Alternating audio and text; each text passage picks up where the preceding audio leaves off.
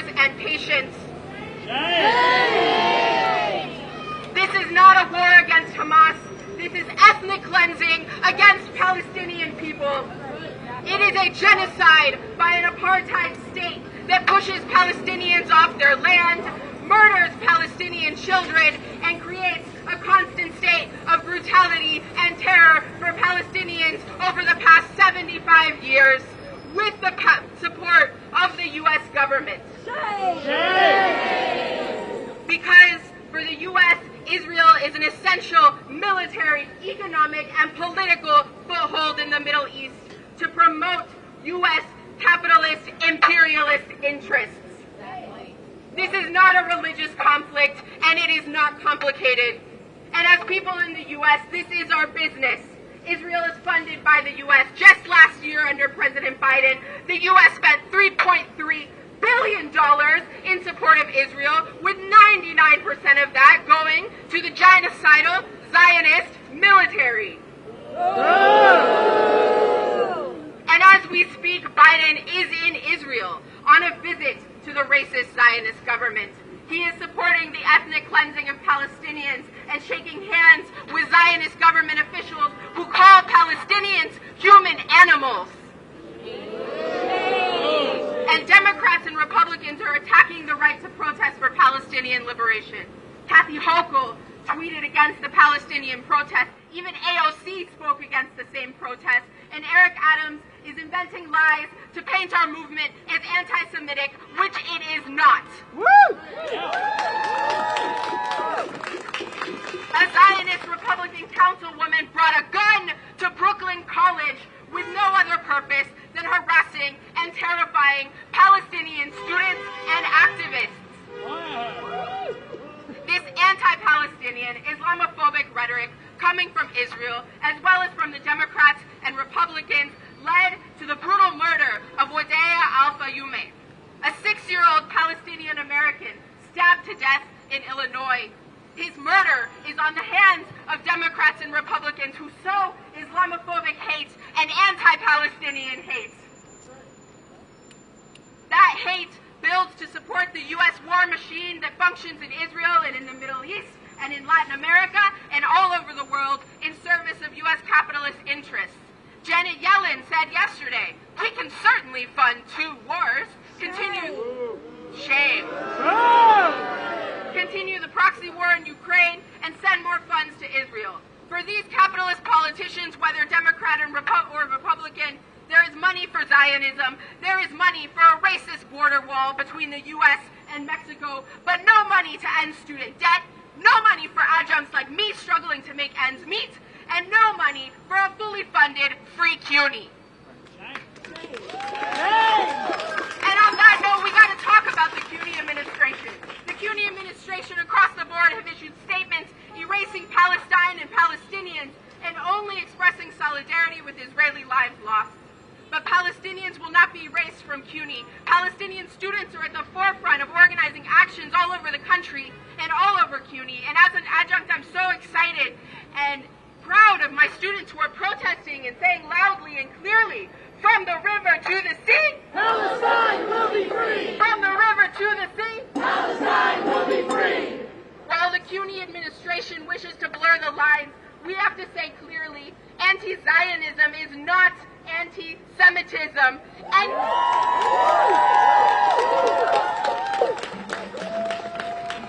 any attempt to conflate the two is a disingenuous attempt to make excuses for the brutality of the Zionist regime.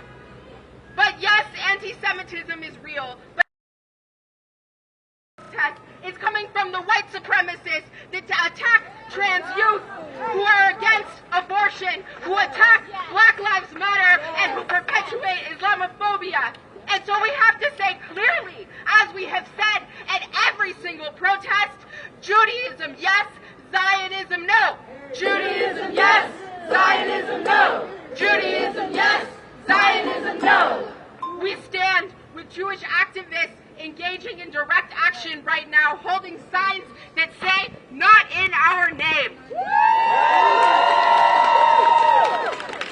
And I'm proud to be part of a CUNY community that has organized actions across campuses. I'm proud of the Grad Center Union that made a statement against the repression of Palestinian protests and Palestinian students. And I'm proud to be part of a union that in 2021 issued a resolution in support of the people of Palestine. I also know and understand that supporting the Palestinian people and their right to resistance, self-defense, and the right of return does not mean supporting the political program or tactics of Hamas, or it doesn't mean not mourning the death of civilians in Israel. But as the genocide of Palestinians is occurring in the midst of this horror, I'm proud to be standing here with you, fighting against the occupation, for the right of return, and for a free Palestine. But we need more. Every CUNY chapter, our whole union has to stand for Palestinian liberation. We defend every student, every faculty and staff who are doxxed by the right wing or who are threatened with discipline or firing both at CUNY or every university.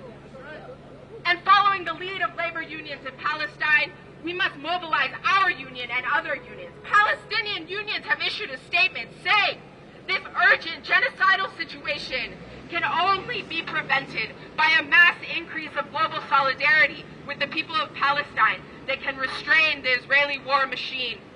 We need you to take immediate action wherever you are in the world to prevent the arming of the Israeli state and the companies involved in the infrastructure of the blockade. This is so important.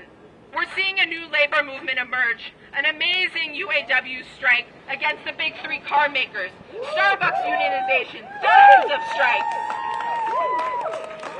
This new labor movement must stand on the side of Palestinian liberation, not Zionism, not U.S. imperialism. So on that note, free, free, free Palestine! Free, free, free Palestine! Free, free, free Palestine! Free, free, free Palestine! From the river to the sea! From the river to the sea! Palestine will be free! Palestine will be free! Thank you so much, y'all.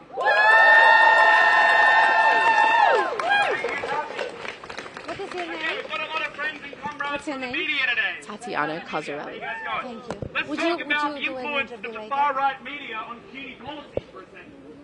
In the last year, Fox News and other rabid right-wing outlets have put so much pressure on CUNY administration, the admin have come out with things like the century of the Palestinian speaker at the commencement speech of CUNY Mall last semester. The immediate attack in the House trial, war examination, charges made against Shalene Rodriguez last semester.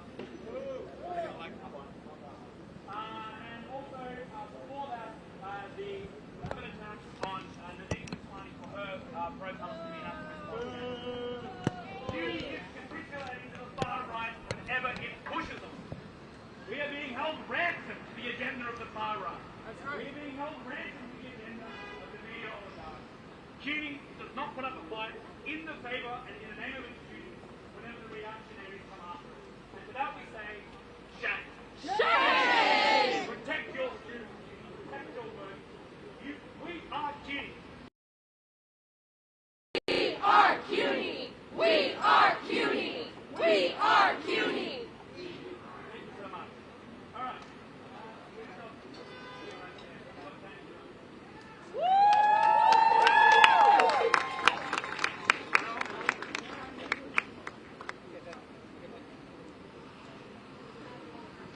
This is an amazing turnout. Everybody, give yourselves a round of applause. It isn't often that I invoke my own family histories when I speak about war. These things, it isn't often that I invoke my family when I speak about work, my family when I speak about morality. But these things shouldn't matter when the consequences are so dire. Nonetheless, here I have to stand to say that as a proud Jewish man whose family suffered under true Nazism, there is only one simple moral position to maintain in every moment since then, which is that suppression, oppression, and the legitimized everyday massacre of people must be forcefully fought against at every fucking step. Zionists might call us here baby killers or anti-Semites. Let them call continues to see the truth. Because we here, we know the truth too. Nothing has stoked violence and anti-Semitism so much in this modern world as the brutal Israeli occupation of stolen land. Yes. And there is no amount of disinformation that can blanket that. And so while the internet might be an evil floating mass of shit, for once it provides us something good, which is proof. American weapon manufacturing, by the way, jumped up 15% the day after the attacks, if anybody's keeping track of that kind of thing. We and the world have seen what this supposed war is. It's an excuse for ethnic cleansing with the giddy support of the American government, using the historical horror of fascism to endorse modern fascism. This breaks my brain and my heart. I am proud to stand with the Palestinian people and their allies in rejecting the murderous status quo of the United States and Israel.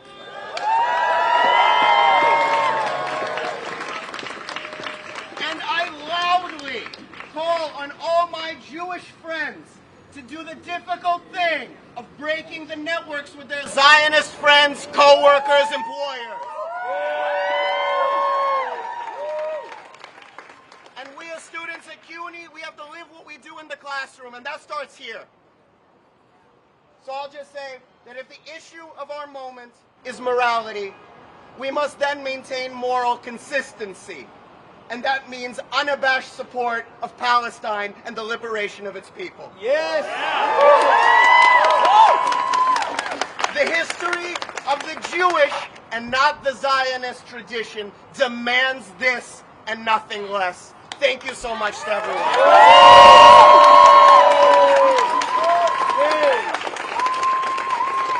Thank you so much. Powerful words, Daniel. I'm going to move it along because he has to go soon. We've got a speaker now from CUNY for Palestine, and that's Chris Hardy. Welcome.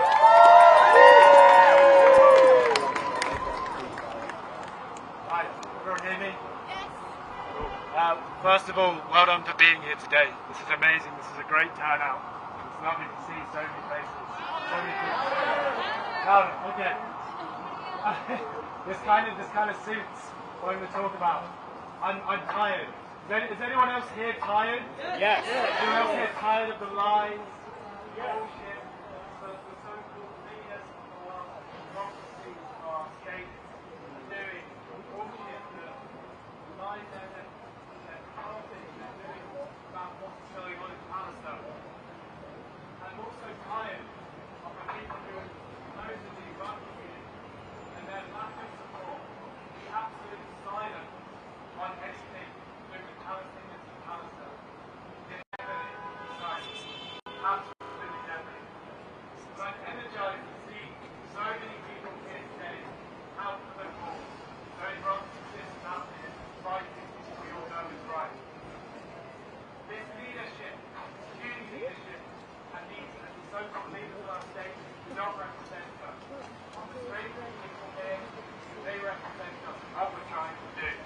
And in these times, it's very easy to fall into this pit of despair, to see the darkness all around us, and to feel like we're alone. We're not. Over the past 10 days, we've seen constant protests all over the city, All over the world. states, everywhere in the world. And what that does, that gives us energy, keeps us going, stops us from feeling tired.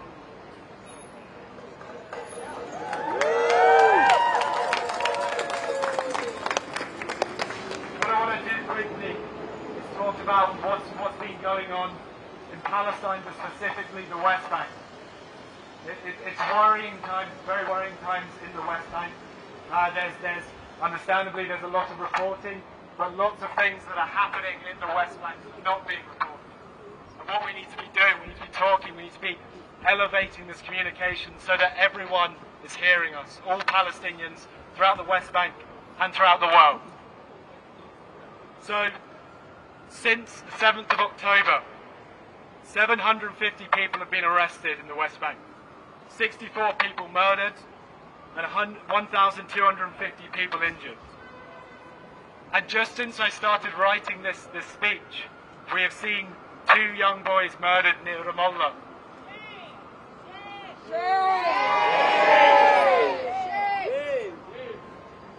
They were, the 2 boys' names were Khalil Shalash and Qais Shalash. They were shot by Israeli forces. After they had been shot by Israeli forces, the paramedics tried to intervene. The boys were stuck there for 20 minutes, bleeding to death. They weren't allowed to come in, the paramedics, and they died. This is I've been speaking to some friends across the West Bank, particularly in Jerusalem and around, and I want to repeat what they're telling me.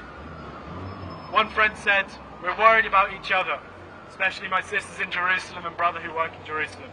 Settlers have been going out shooting and threatening every Palestinian they cross. It is not a safe place anywhere in Palestine right now. You know, in the West Bank, people are afraid to leave their houses. You have Itamar Ben-Gvir, the racist, right-wing Zionist politician, who's calling on his settlers, his radical settlers, to go out there and kill the Palestinians. Since the 7th of October, there were 2,000. The weapons, the munitions part of the Israeli state were allowing 2,000 arms a day to be registered. He's now trying to get that up to 10,000 arms a day. A friend of mine living in Jerusalem wrote to me and said, "Police have set up mobile checkpoints, barriers across the city, stopping Palestinians and checking them at random. Major raids and arrests across Palestinian neighborhoods every night with clashes, erupting at the entrances of these areas. Some youth and kids have been killed and injured. No one is talking about these night raids across the West Bank of Jerusalem. Settlers are provoking everyone. Soldiers are trying to contain the Palestinians and scare them off. So everyone is staying inside." Louder. Louder. So this is what we're up against. And we know this all across Palestine. And what we need to do, we need to elevate these voices. We need to make sure all of our Palestinian brothers and sisters are being heard across Palestine. And so I want to end on a positive note. This friend I was speaking to near Jerusalem, she told me she went to bed on Friday night in Palestine and she thought no one was listening. She thought the world had forgotten about Palestine. She woke up on Saturday morning and she saw videos, she saw photos, she saw all sorts of clips across the internet of people protesting all across the world. And she told me it was after that I realized I wasn't alone. But this is what the occupation does. It divides people and it makes them feel like they have no one. So it is our job here in America, our job in the West, our job wherever we go, to make sure those voices are heard and people like my friend in Jerusalem does not feel alone. Thank you.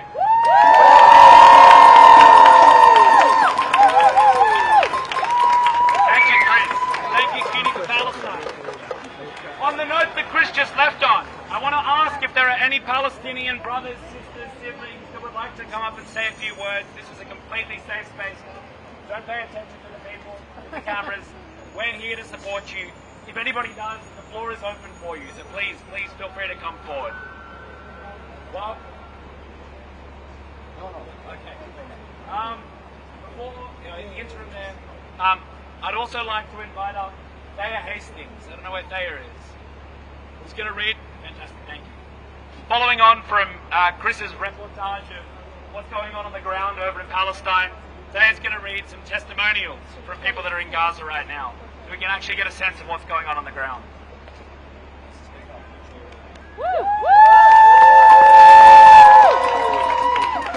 Let's start with a chant. Free, free, free Palestine! Free, free, free Palestine! Free, free, free Palestine! No. Alright, here we go. Hey, what happened to our journalist? What? The journalist who died. What's the issue? The journalist who died. The statement never said that Israel was... No. said it. I mean, Israel never admitted, but in the news it says. I saw the statement. I never saw the ban. Israel never admitted. We see the headline. We know that more than 1 million people have been displaced. Free Palestine! Free Palestine! Occupation is a crime! Free Palestine! Occupation is a crime! Free Palestine! Occupation is a crime!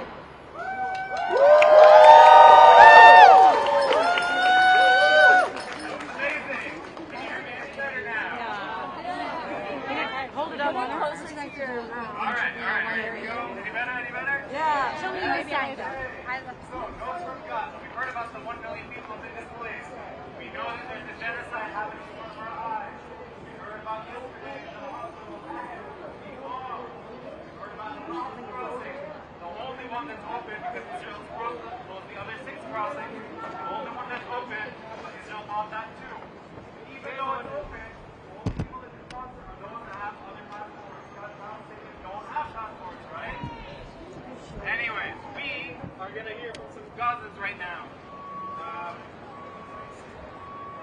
The first message is from Ahmed Remli. He is a young Palestinian artist and journalist and writer based in Gaza City, or was based in Gaza City until Sunday, October 15th.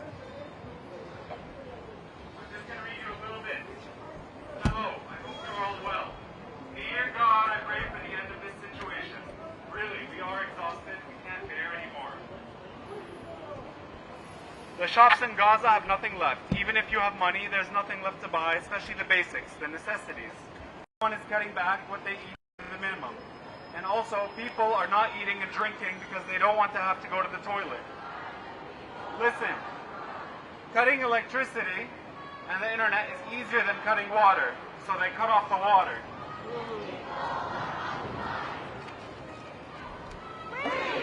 Palestine! Free Palestine! Free Palestine! Free Palestine! Resistance is justified! Free Palestine! Resistance is justified! The people are occupied! Free Palestine! Free Palestine!